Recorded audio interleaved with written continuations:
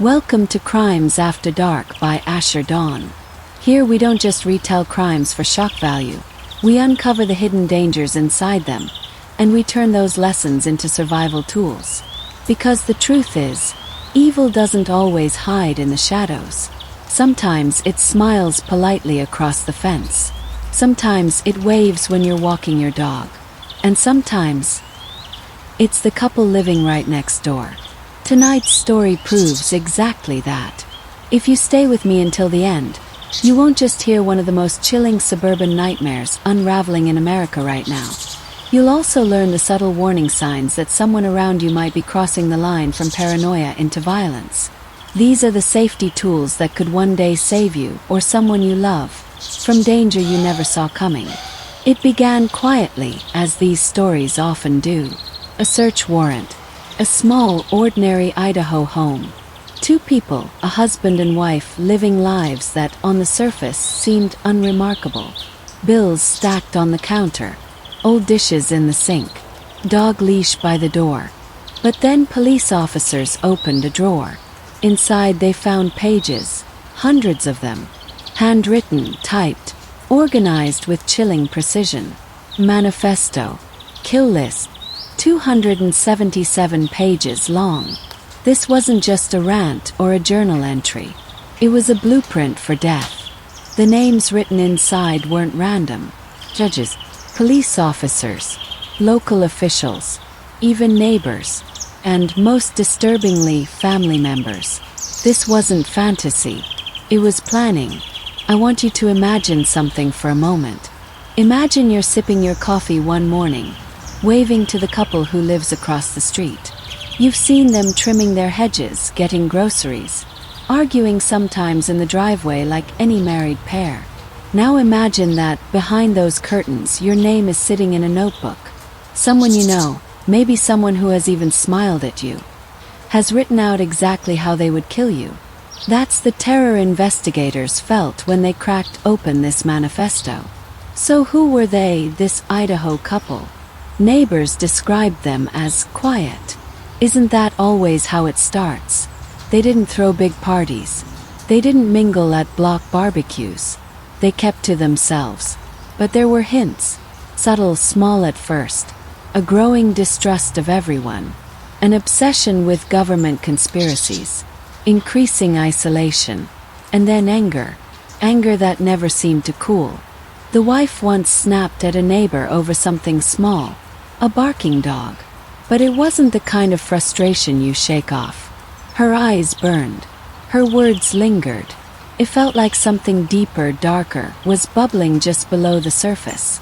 The husband. He stopped showing up to casual community events. He barely spoke when he did. People noticed his mutterings. He carried a notebook everywhere. He looked at people in a way that made them uncomfortable, like he was studying, memorizing. Here's where the first survival lesson comes in. When someone around you begins to drastically shift their behavior, withdrawing, isolating, obsessing over hate-filled ideas, speaking in us versus them language, it isn't just a personality quirk. It's a warning. We often ignore it. We say, "Oh, they're just going through a phase." But small cracks in behavior can be the early signs of a break that becomes catastrophic. Police wouldn't have even known about the list if not for a tip. Someone noticed something off. Someone trusted their instincts. That decision to speak up instead of staying silent may have prevented a massacre. When detectives arrived and pieced together the manifesto, they saw just how dangerous the couple's thinking had become. It wasn't just the presence of names. It was the obsession with detail. They mapped out when people were home. They noted which neighbors had security cameras, which didn't. They studied routines. This wasn't fantasy anymore. This was pre-attack surveillance. At this point, I want you to ask yourself, do you know your neighbors well enough to spot if something like this were happening in your own street? Because here's the unsettling truth. Killers don't wear signs. They don't announce their plans. They plan in silence, in notebooks, in whispers behind closed doors. That's why situational awareness isn't paranoia. It's survival. If you're finding this story haunting but also important, make sure you subscribe to Crimes After Dark. Every week, I bring you lessons hidden inside real-life crimes, so that you're not just entertained, you're prepared. As investigators flipped through the manifesto, one chilling pattern emerged. The couple didn't just want revenge against officials. They seemed to believe they were soldiers in some larger war. A war against the system, against corruption, against traitors. Their paranoia had hardened into ideology. Their ideology had morphed into action plans. And right here we hit the second safety lesson. When someone in your orbit starts talking in absolutes, they're all corrupt. None of them deserve to live. We have to do something. Those are red flags. Not harmless venting. Not edgy talk. They are signals that anger is turning into justification. Justification is the doorway to violence. One neighbor remembered seeing the husband out late, pacing the yard, muttering under his breath.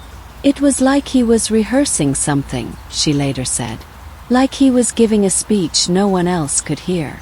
Another neighbor recalled the wife's growing hostility, snapping about small issues, her voice rising, her body tense. It was like she hated everyone all the time, the neighbor said. These were cracks in the mask. But who connects the dots until it's too late? And here's the most terrifying part. The couple wrote about timelines. They weren't just imagining revenge someday. They were setting dates. That's what elevates a manifesto from chilling words to imminent danger. The discovery of that notebook forced law enforcement to act swiftly. It wasn't a question of if. It had become a question of when. But here's where I want to pause and ask you, what if that tip had never been made? What if police had never looked inside that drawer? How many of the names in that 277-page list would still be alive today? It's a disturbing thought, isn't it? And it brings us to one of the most important lessons you'll ever hear on this channel. Silence enables violence. If you notice something, if you feel that prickling in your gut that says something isn't right here, speak up. Report it. It's better to be wrong and embarrassed than silent and sorry. But the story doesn't end with the discovery. Far from it. Because when investigators started digging deeper, they realized the manifesto wasn't just paper.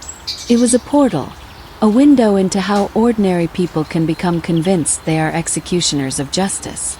And what they found inside would shock even hardened detectives. That's where we pick up in part 2. We'll step inside the psychology of this couple, the legal fallout, and the lessons every single one of us needs to carry into our daily lives.